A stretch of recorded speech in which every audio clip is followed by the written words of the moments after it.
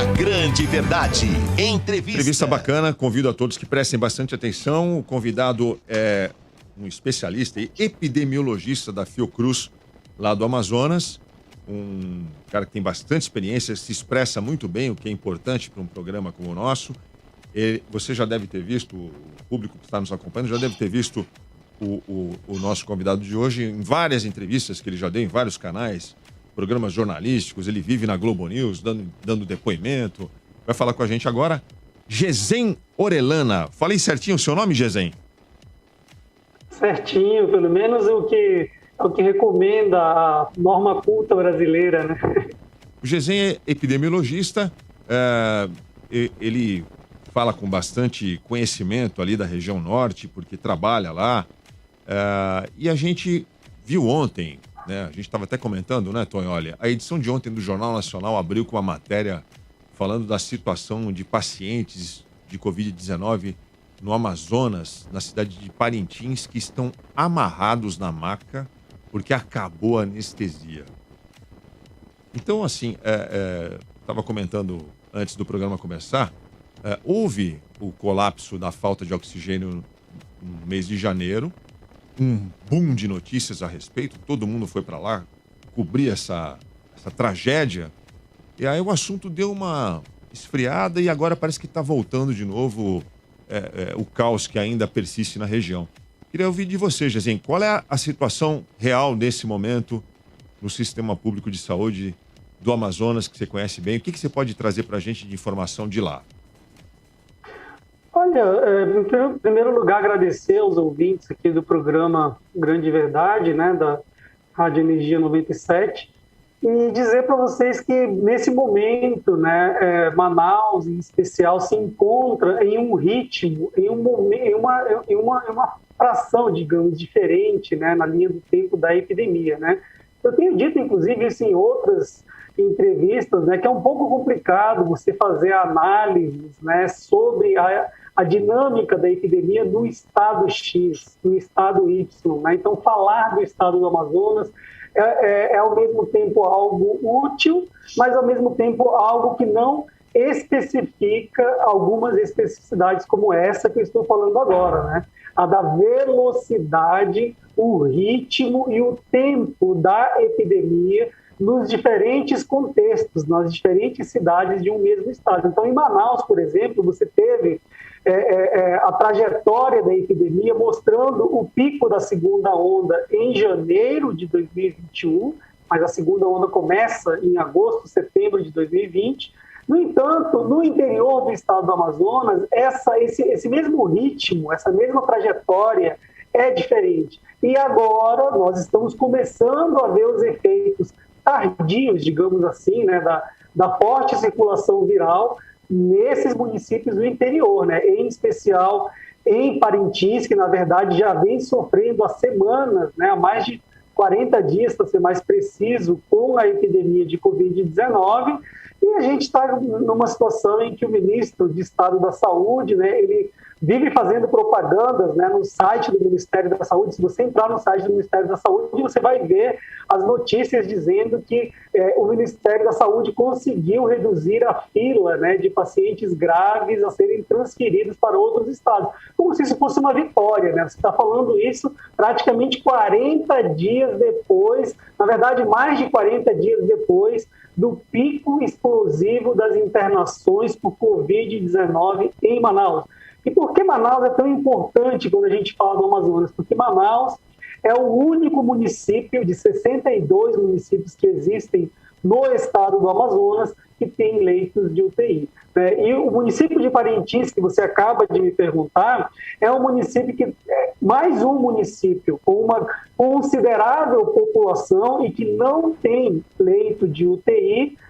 Estava faltando anestésico, né, para fazer o controle, o alívio da dor em muitos pacientes. Esses pacientes foram amarrados, né, como animais, né, como pacientes, né, psiquiátricos eram amarrados há mais de 100 anos atrás no leito hospitalar, né, Então, é uma situação realmente que mostra a gravidade da epidemia e o quão ardiloso, né, é o governo do estado do Amazonas e o Ministério da Saúde para tentar esconder esse tipo de realidade dramática, que não é uma realidade apenas do município de Parintins, eu diria de dezenas ou talvez centenas de municípios do interior da Amazônia que ficam literalmente esquecidos e só vão aparecer no Jornal Nacional, no Le Monde, né, no The Guardian da Inglaterra, no New York Times, quando você vê uma cena bizarra como essa que a gente está vendo, uma cena inaceitável como essa, de pacientes sem a menor condição de atendimento médico hospitalar de alta complexidade,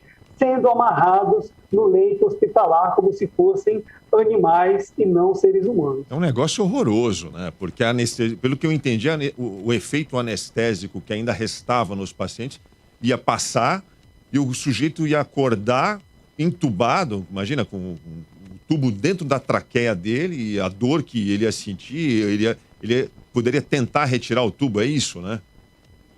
E aí, para evitar uma tragédia maior, eles amarravam o paciente. É isso. Putz, Exatamente. Inclusive, nós temos relatos, né, de professores, né, que moram em Parintins, né, que conversaram com alguns médicos, né, de assistentes da cidade de Parintins também, que os mesmos médicos, aliás, que receitam cloroquina até hoje, né, os mesmos médicos que receitam ivermectina, sob a falsa promessa, né, de prevenção da Covid-19 ou cura da Covid-19, que estavam minimizando o fato, dizendo que isso é um procedimento absolutamente normal e comum, né, como se fosse normal você ver um paciente agonizando, né, na beira do leito, né, sofrendo daquela maneira, né, entubado, sem sequer poder falar, e muitas vezes até inconsciente, né, gemendo ali de dor, mas sem a menor noção do que está acontecendo, né? Então, é uma situação muito complicada, né, que conta com a conivência de muitos médicos, né, simpatizantes com essa política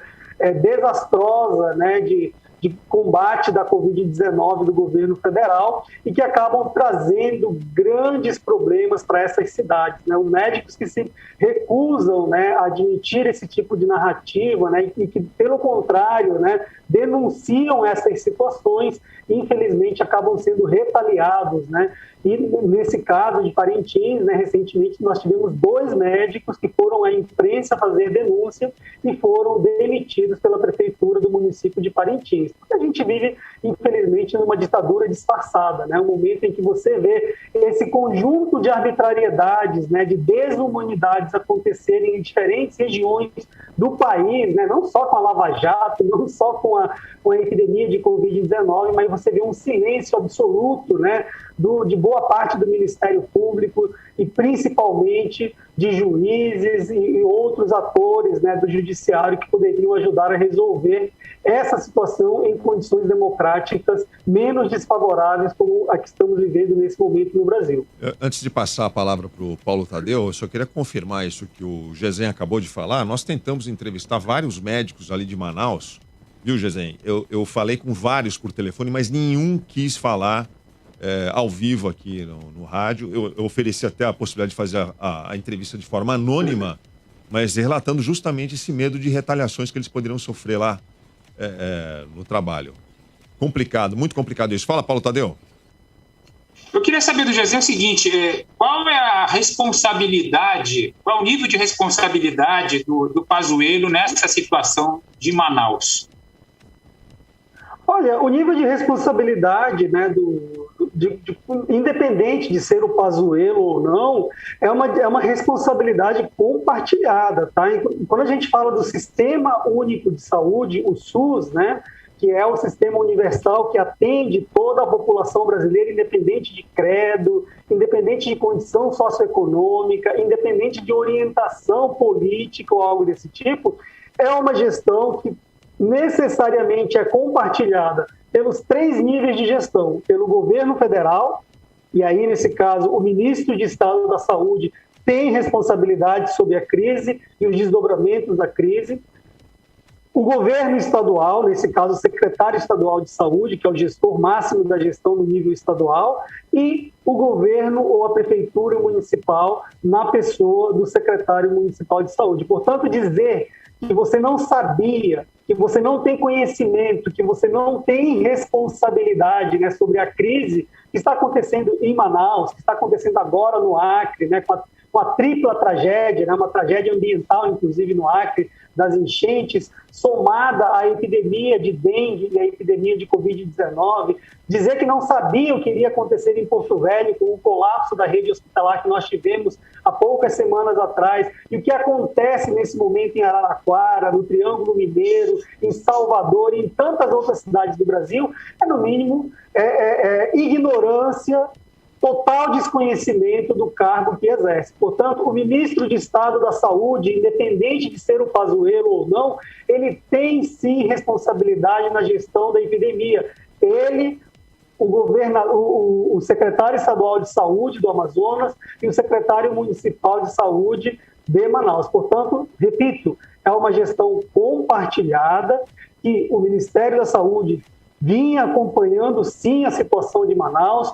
O governador do estado, Wilson Lima, inclusive, ele esteve presencialmente em Brasília pedindo socorro na primeira semana de janeiro de 2020, tá? No dia 11 de janeiro, o ministro Pazuello, ele vai a Manaus, né? Numa daquelas viagens inócuas dele, né, sem nenhuma resolutividade, sem nenhuma eficácia, né? E, coincidência ou não, ele volta para Brasília, ele sai de Manaus no dia 13 de janeiro de 2021, um dia antes da gravíssima crise da morte por asfixia de dezenas de pacientes em Manaus, e depois uma crise que se espalha, né, pelo interior do Amazonas, se espalha no interior do Pará e agora começa a ganhar proporções nacionais.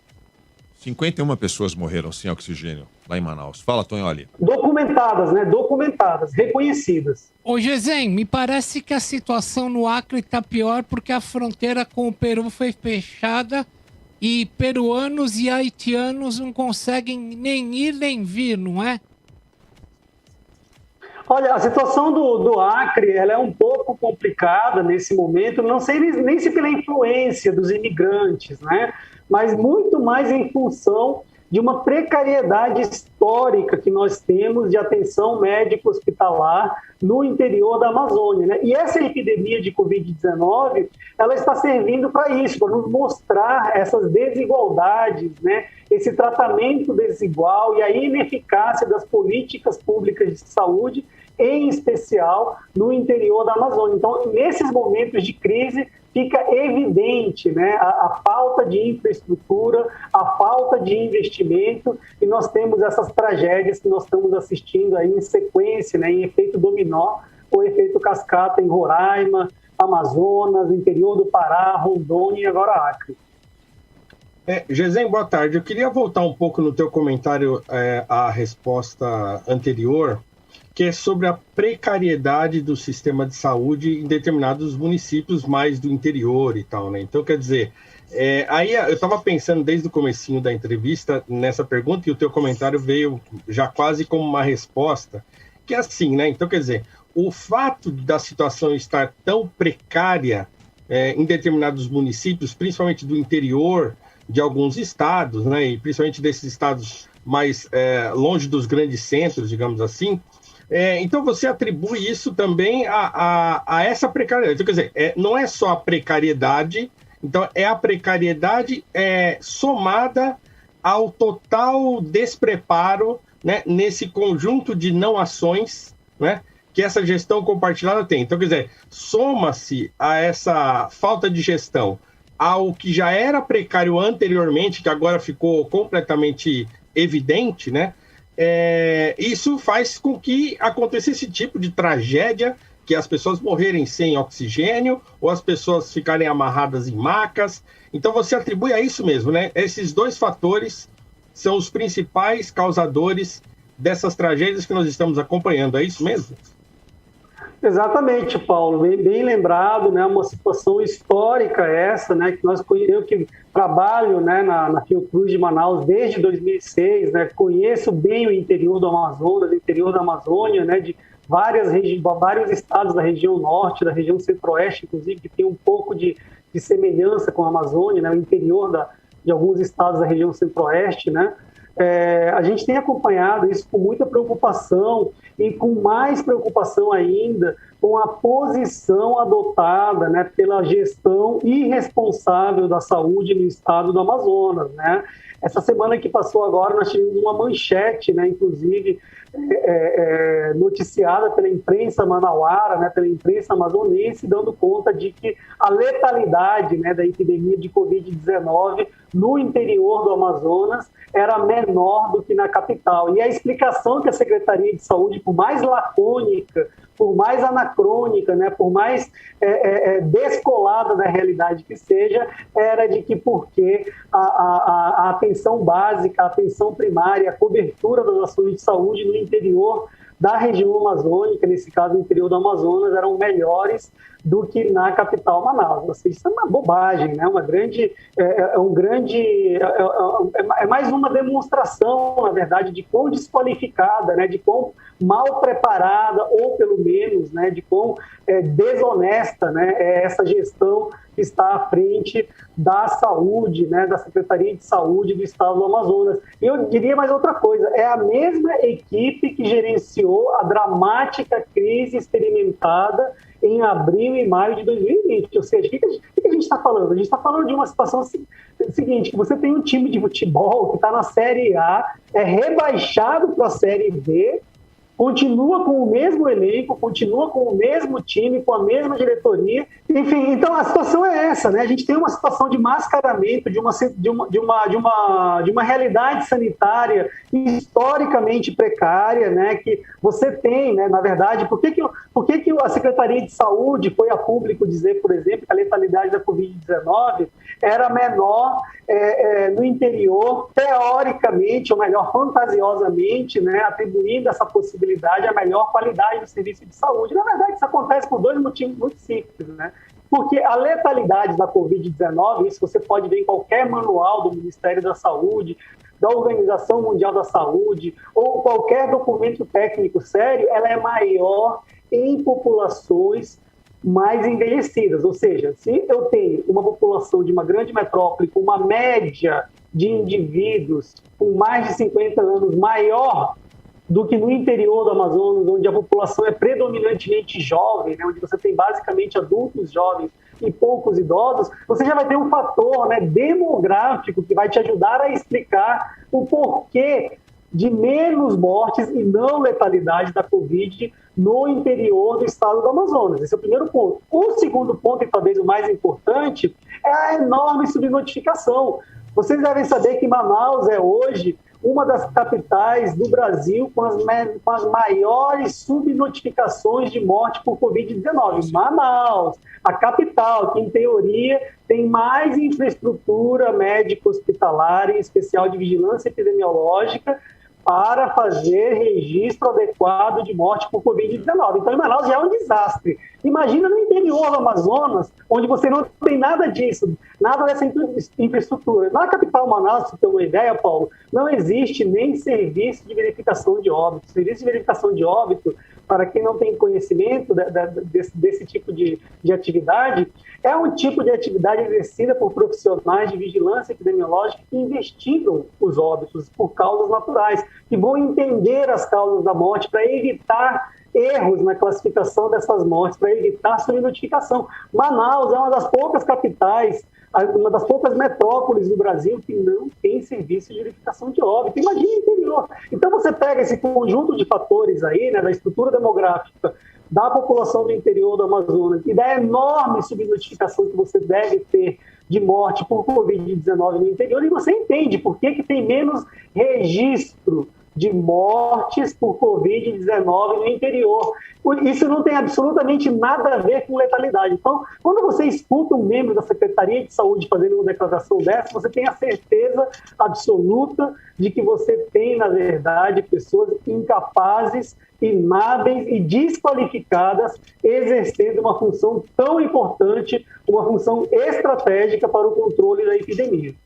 Ô, Gezem, a gente infelizmente chegou ao final da entrevista. Eu já vou deixar um convite no ar para você falar mais. Hoje a gente fez questão de falar só da região norte, mas você é um epidemiologista que conhece o país todo e está acompanhando de perto toda essa situação. A gente trouxe essa pauta aqui por saber que esse filme se repete. No ano passado a gente assistiu a epidemia crescer na região norte e descer para o sul do Brasil. A gente está vendo a segunda onda, ela começa na região norte e estamos noticiando aí o interior de São Paulo, Rio Grande do Sul, Santa Catarina, está aparecendo lá os focos, né? E você já... Triângulo Mineiro, né? Exatamente. E vocês já estão aí no grupo de cientistas e estudiosos que acompanham aí em Manaus, vocês já estão vendo uma terceira onda, não é isso? Da forma como a epidemia vem sendo gerenciada, né, repetindo a fórmula do fracasso, né, da primeira para a segunda onda, você obviamente espera uma terceira onda. A gente não sabe em que momento exatamente isso vai acontecer, né? A segunda onda mesmo demorou para se manifestar de forma dramática, né? Demorou mais ou menos 6 meses, 5 meses, né, depois do fim da primeira, né?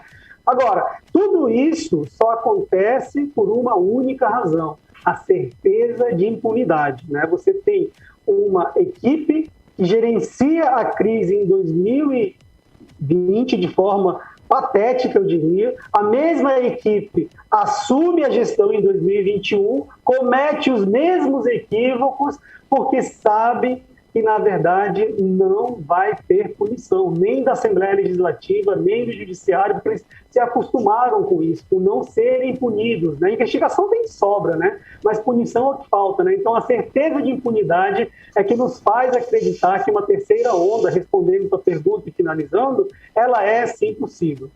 Gezem, obrigado, viu? O seu arrobinha no Instagram, Twitter, o que você pode falar pra gente aí, quem quiser te seguir? Olha, eu não sou muito das redes sociais, eu tenho uma conta, né, no Facebook, né, Gezem Orellana, né, e no Instagram, que é Gezem Orellana também. É Gezem? Eu tô chamando você de Gezem, desde o começo você falou que estava certo o nome? É Gezem, não é Gezem, é Gezem. Isso, Gezem. Gezem Orellana. Obrigado, viu, Gezem? Parabéns pelo seu trabalho aí. Vamos conversar mais vezes aqui no programa, por favor. É isso, eu que agradeço pela oportunidade. Bom trabalho para vocês e parabéns a todos aí. A grande verdade.